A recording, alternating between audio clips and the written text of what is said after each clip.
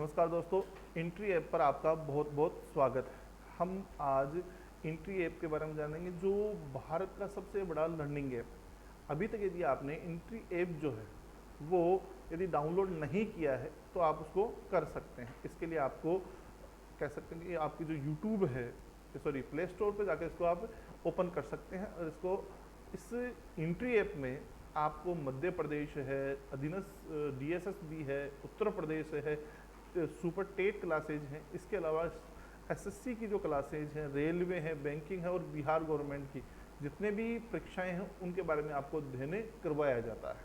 यहाँ पर बात करें तो आप इस एंट्री ऐप को आपकी जो सोशल मीडिया है उन पर भी आप एक तरह से फॉलो कर सकते हैं, जैसे यूट्यूब है, इंस्टाग्राम है, फेसबुक है, ट्विटर है, इन सब पर आप इनको फॉलो कर सकते हैं। इसके अलावा बात करें तो आज हम अध्ययन करने जा रहे हैं किसका, सी-टेट 2021 में जो लेवल सेकंड में एसएसटी का सिलेबस होगा उसका अध्ययन हम करते हैं। इसमें प्रथम विषय हम लेते हैं कौन सा, इतिहास। इतिहास की बात करें तो इसमें पहला जो विषय बिंदु दिया गया है वो दिया गया व्हेन, वर एंड हाउ, मतलब आपको कब, कहाँ और कैसे, इसके बारे में अध्ययन करना है। मतलब मनुष्य जो है भारत में सर्वप्रथम कहाँ निवास करता है, किस प्रकार से वो रहता था, कहाँ कहाँ वो रहता था, इसका अध्ययन किया जाएगा। इसके अलावा दूसरा जो बिंदु है वो है अर्लियर सोसाइटीज, प्रारंभिक समाज जो है कि आपके प्रागैतिहासिक काल में किस प्रकार का समाज हुआ करता था, उसका अध्ययन हम करेंगे। अगला बिंदु आता है the first farmers and herders, मतलब प्रथम कृषक एवं पशुपालक जो थे, इनका अध्ययन हमारे यहाँ पर किया जाएगा। इसके अलावा अपन बात करें, अगला बिंदु आएगा द फर्स्ट सिटीज, प्रारंभिक नगर जो हैं। हम पढ़ते आए हैं कि आपकी सिंधु सभ्यता जो है उसमें नगरों का निर्माण हुआ था, तो उस समय कौन कौन से नगर हमारे स्थापित हुए थे उनके बारे में पढ़ा जाएगा। अर्लियर स्टेट्स, मतलब प्रारंभिक शहर या आप कह सकते हो कि जो राज्य हैं वो कौन से हुआ करते थे, उनका अध्ययन किया जाएगा। न्यू आइडियाज, मतलब नवीन विचार, इस नवीन विचार में प्रारंभिक मानव के द्वारा किस प्रकार से अपनी खेती है उसको उन्नत बनाया गया, खेती में नवाचार जो है वो लाए जाते हैं। क्योंकि इसकी एक बात करें तो प्रारंभ में मानव जो है वो कुदाल के माध्यम से खेत जोतता था और उसके बाद धीरे धीरे उसने हल के पीछे फाल लगाकर खेत जोतना शुरू किया, जिससे उसकी उपज जो है वो बढ़ना शुरू होती है। तो इस प्रकार के विचारों में बात करेंगे। फर्स्ट एम्पायर, अगला बिंदु जो आता है वो आता है फर्स्ट एम्पायर, मतलब प्रारंभिक साम्राज्य। साम्राज्यों की बात करें तो जैसे प्रारंभिक साम्राज्यों में सबसे बड़ा नाम आता है मगध, जो गंगा नदी किनारे स्थापित। इसके आगे अपन बात करें तो कॉन्टैक्ट विथ डिसेंड लैंड्स, मतलब हमारा मानव जो है वो किस प्रकार से भारतीयों ने अपनी विदेशी भूमि के साथ संपर्क बनाना शुरू किया था, इसका अध्ययन किया जाएगा। पॉलिटिकल डेवलपमेंट, प्राचीन काल में आपके राजनीतिक विकास जो है वो किस प्रकार से होता है, उसका अध्ययन किया जाएगा। कल्चर एंड साइंस, प्राचीन काल की संस्कृति जो है एवं प्राचीन काल के विज्ञान का अध्ययन हम यहाँ पर करेंगे। अगला बिंदु आता है न्यू किंग्स एंड किंगडम्स, नवीन राजा एवं साम्राज्य, इनका अध्ययन यहाँ पर किया जाता है। यहाँ पर बात करें तो इसमें अपन मुख्य रूप से मौर्य काल से लेकर गुप्त काल जो है, जो मुख्य रूप से रहा है, इनके बारे में अध्ययन करेंगे कि किस प्रकार से इन्होंने अपने साम्राज्यों के निर्माण किया था। अगला बिंदु आता है सुल्तान्स ऑफ दिल्ली, यहाँ पर आप अध्ययन करोगे किसका, सल्तनत काल का। सल्तनत काल की बात करें तो इस सल्तनत काल का समय काल जो रहा है वो रहा है 1206 ईस्वी से आपके 1526 ईस्वी, मतलब एक तरह से आप कह सकते हो कि गुलाम वंश जो है इससे लेकर लोधी वंश का जो काल है इसको अपन क्या कहते हैं, सल्तनत काल कहते हैं। यहाँ पर बात करें तो सल्तनत काल जो है, इस सल्तनत काल में आपके 5 मुख्य राजवंश आते हैं, जिसमें आप देख सकते हो सल्तनत काल की यदि बात करते हैं तो 5 मुख्य राजवंशों में आपका पहला जो वंश रहा है वो रहा है गुलाम वंश। गुलाम वंश के पश्चात हम अध्ययन करते हैं किसका? खिलजी वंश का। खिलजी वंश के पश्चात आते हैं कौन? आपके तुगलक वंश। तुगलक वंश के बाद सैयद, और सैयद के बाद अंतिम वंश था कौन सा? लोधी वंश। इनका अध्ययन यहाँ किया जाएगा। अगला बिंदु है आर्किटेक्चर। इस सल्तनत काल में हमारी वास्तुकला या शिल्प कला जो है वो किस प्रकार से हमारी होती है, किस प्रकार से उसमें बदलाव किए गए। क्रिएशन ऑफ एन एम्पायर, इसकी बात करें तो किस प्रकार से इस सल्तनत काल के पश्चात साम्राज्यों का गठन होता है। सोशल चेंज मतलब किस प्रकार से सामाजिक बदलाव जो है सल्तनत काल के अंदर हमारे यहाँ भारत में देखे गए। देखते हैं अपना सल्तनत काल के बाद मुगलों का यहाँ पर एक तरह से कह सकते हो साम्राज्य आता है, उसमें हमें किस प्रकार की चेंजिंग प्राप्त हुए, कौन कौन से धर्म की बात करें तो उनका निर्माण यहाँ किया गया। अगला है रीजनल कल्चर, कि हमारे यहाँ पर क्षेत्रीय जो संस्कृति है उसका अध्ययन किस प्रकार से करते हैं उसकी बात करेंगे। इसके अलावा अगला बिंदु जो है वो आता है आपके the establishment of company power. Company का मतलब है कि किस प्रकार से आपके ईस्ट इंडिया कंपनी जो है ये कब भारत में आई, सब सर्वप्रथम यहाँ आने वाला व्यक्ति कौन था और कहाँ जाकर इन्होंने सबसे पहले अपना अधिकार या जमाने का कार्य किया था। हमने पढ़ा है कि 1764 में एक युद्ध होता है कौन सा? बक्सर। और इस युद्ध के पश्चात प्रारंभिक रूप से कंपनी भारत में स्थापित होती है। कंपनी काल में यदि अपन बात करें तो रूरल लाइफ की जो क्षेत्रीय या ग्रामीण जीवन और ग्रामीण समाज था वो किस प्रकार का था। कॉलोनिज्म एंड ट्राइबल सोसाइटी, उपनिवेशवाद, किस प्रकार से अंग्रेजों ने भारत में उपनिवेशवाद की शुरुआत की थी और किस प्रकार से हमारा उस समय जनजाति समाज जो है वो किस प्रकार का हुआ करता था, इसका अध्ययन किया जाएगा। अगला आएगा द रिवोल्यूशन ऑफ 1857। हमारे भारतीय इतिहास की सबसे बड़ी घटना जो आती है जिसको अपन प्रथम स्वतंत्रता संग्राम कहते हैं, उसका अध्ययन भी अपन इस बिंदु के तहत करेंगे। 1857 की क्रांति जिसको अपन भारत का प्रथम स्वतंत्रता संग्राम कहते हैं, इसका अध्ययन जो है वो यहाँ किया जाएगा।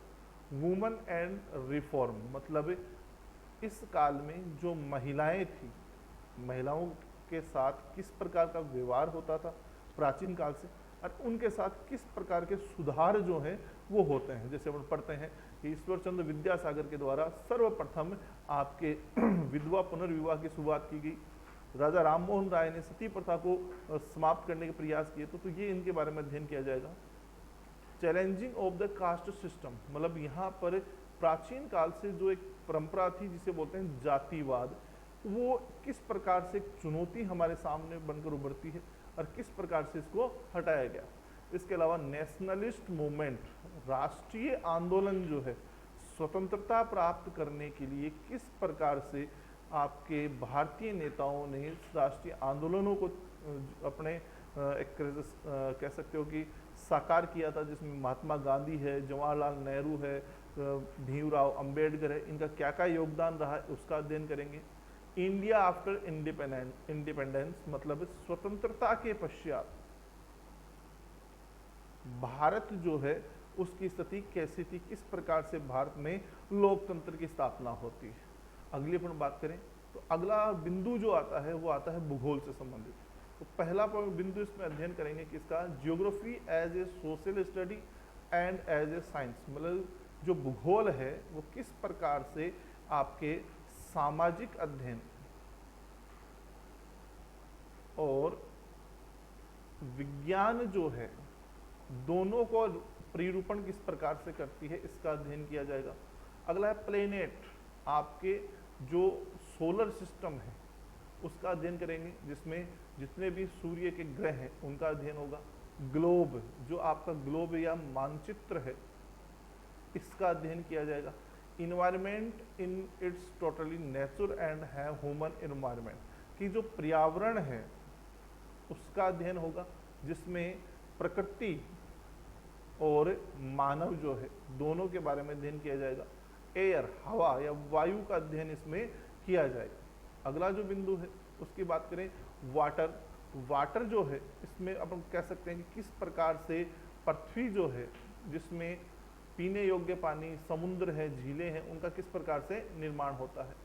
Human environment, settlement, transport and communication, ये किस प्रकार से मानव के द्वारा अपने इस पर्यावरण में सामंजस्य किस प्रकार से बिठाया गया, किस प्रकार से वो उस समय आप कह सकते हो कि एक तरह से यात्रा करते थे, और किस प्रकार से उन्होंने लोगों के साथ कम्युनिकेशन या संबंध, विश्व में लोगों के साथ संबंध बनाने के कार्य किस प्रकार से होते हैं, इसके बारे में अध्ययन किया जाएगा। रिसोर्सेज, स्रोत, जितने भी ऊर्जा के स्रोत हैं अपने या खनिज वगैरह हैं, इनका अध्ययन किया जाएगा, जिसमें प्राकृतिक और मानव द्वारा निर्मित स्रोत जो होंगे इनका अध्ययन किया जाता है।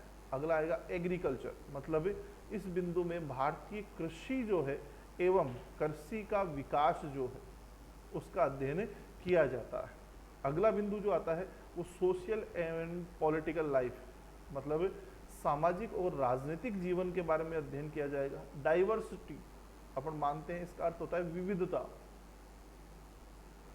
मतलब भारत में किस प्रकार से पूरा समाज जो है वो अलग अलग क्षेत्रों में अलग अलग प्रकार का स्थित है। साथ ही हमारी जो राजनीतिक जीवन है उसका विकास किस प्रकार से हुआ, इसका अध्ययन करेंगे। गवर्नमेंट, सरकारें, किस प्रकार से सरकार का गठन होता है और किस प्रकार से सरकार का निर्माण किया जाता है। लोकल गवर्नमेंट, मतलब आपकी क्षेत्रीय सरकार, इसकी बात करें तो लोकल गवर्नमेंट का सबसे बड़ा उदाहरण जो आता है वो हमारे जो प्रारंभिक, एक तरह से कह सकते हो संविधान की प्रारंभिक इकाई आती है ग्रामीण इकाई, जहाँ से आपके लोकल गवर्नमेंट की शुरुआत होती है, जिसमें अपन पंच है, सरपंच है, इनका पद चयनित करते हैं। इसका निर्माण किस प्रकार से होता है। मेकिंग ए लिविंग, कि किस प्रकार से जीवन के स्रोत जो हैं उनका निर्माण किया जाता है। डेमोक्रेसी, कि भारत में लोकतंत्र जो है ये निर्माण किस प्रकार से होता है और इसकी भूमिका भारतीय संविधान में क्या है, इसका अध्ययन किया जाएगा। स्टेट गवर्नमेंट, स्टेट गवर्नमेंट की बात करोगे तो जितने भी राज्य सरकार हैं उनका गठन क्या होता है, उनका गठन किस प्रकार से होता है, उनका कार्य क्या है, इसका अध्ययन किया जाएगा। अगली यदि अपन बात करें तो अंडरस्टैंडिंग मीडिया, मतलब जो आपके मीडिया है इसको किस प्रकार से इसको समझा जाए और इसका अध्ययन जो है वो किस प्रकार से हो। हम मानते हैं कि मीडिया जो है वो लोकतंत्र का चौथा स्तंभ माना गया है। ठीक है, प्रथम 3 स्तंभ की बात करते हो तो इसमें राष्ट्रपति, राज्यसभा, लोकसभा, या अपन कह सकते हैं कार्यपालिका, न्यायपालिका और विधायिका, और उसके बाद आता है चौथा ये अपकमिंग अनपैकिंग जेंडर, मतलब लिंग भेद जो है, जो प्राचीन काल से चला आ रहा था महिला और पुरुष का, उसको किस प्रकार से समाप्त किया जा सकता है। द कॉन्स्टिट्यूशन, मतलब संविधान, किस प्रकार से भारतीय संविधान का निर्माण होता है, इसका अध्ययन इसके तहत किया जाएगा। पार्लियामेंट्री गवर्नमेंट, आपकी संसदीय जो सरकार है उसका गठन किस प्रकार से होगा, इसके कौन कौन से अंग होते हैं, इनका अध्ययन किया जाएगा। द जुडिशरी, मतलब न्यायपालिका, न्यायपालिका की अपन बात करते हैं तो हमारी न्यायपालिका किस प्रकार की है, न्यायपालिका का स्वरूप कैसा है और न्यायपालिका कितने प्रकार की होती है, इसका अध्ययन किया जाएगा। Social justice and the marginalised, मतलब सामाजिक न्याय जो है किस प्रकार से मिलता है, इसका अध्ययन इस बिंदु में किया जाता है। अगली बात करें अपन आपकी एसएसटी के पेडालॉजी विषय के बारे में या शिक्षण विधियों की, तो उसमें प्रथम बिंदु आएगा concept and nature of social science and social study. सामाजिक अध्ययन का जो प्रकृति है वो किस प्रकार की है और परिकल्पना किस प्रकार की, इसका अध्ययन किया जाएगा। क्लासरूम प्रोसेस, कक्षा कक्ष के क्रियाकलाप कैसे होने चाहिए, आपकी उनकी एक्टिविटीज जो है उनको अध्ययन किया जाएगा। डेवलपमेंट क्रिटिकल थिंकिंग, किस प्रकार से बालक में इन एसएसटी को समझने हेतु एक आपकी जो मनोवैज्ञानिक स्थापना है वो किस प्रकार से की जाए कि वो अपने प्रश्नों को सरलता से हल कर सके। इक्विटी एंड इंपीरियल एविडेंस, किस प्रकार के जो साक्ष्य हैं वो हमें यहाँ पर अध्ययन करने की, हमें शिक्षण के तहत कौन कौन से साक्ष्यों की आवश्यकता प्राप्त होती है, जरूरत होती है। Problem end of teaching social science and social studies, कि किस किस प्रकार की जो परेशानियां हैं वो सामाजिक अध्ययन को अध्यापन कराने के दौरान आती है और किस प्रकार से उनका हल किया जा सकता है। सोर्सेज मतलब स्रोत जो हैं प्रारंभिक और माध्यमिक, कह सकते हो प्राथमिक व माध्यमिक स्तर पर इसके स्रोत क्या है उनका अध्ययन किया जाएगा। प्रोजेक्ट वर्क, छाया चित्रकारी जो है किस प्रकार से आपके सोशल स्टडीज या सामाजिक अध्ययन को रुचिकर बनाने के लिए आप किस प्रकार से प्रोजेक्ट का उपयोग करते हो, इसका अध्ययन करेंगे। इवोल्यूशन, अंतिम बिंदु जो आता है वो आता है क्या, मूल्यांकन, कि किस प्रकार से हम इसका मूल्यांकन करते हैं। ये आपके एसएसटी का जो सिलेबस है वो पूर्ण रूप से इसमें दिया गया है।